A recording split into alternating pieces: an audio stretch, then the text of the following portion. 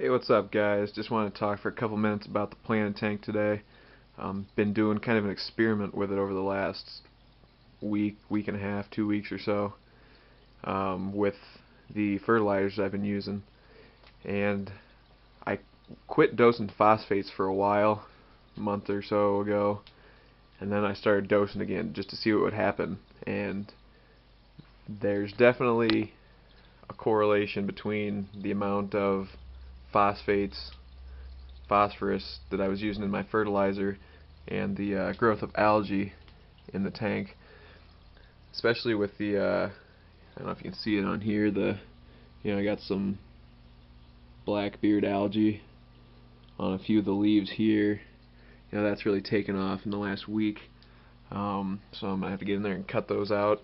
I mean, it's dwarf sagittal, it'll grow back pretty quick, so I'm not too concerned about it. It's kind of a little bit on the crypts here too, but not really too concerned about it.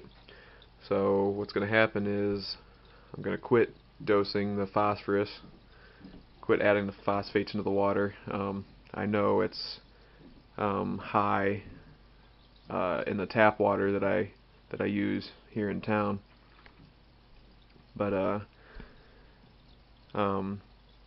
planning on getting some. I don't use dose potassium yet, but I'm going to, because supposedly that helps the plants take up the phosphates in the water better and quicker. So hopefully, once I start dosing the phosphorus, or excuse me, the potassium, a lot of this algae will start disappearing just because the plants are soaking up the nutrients faster.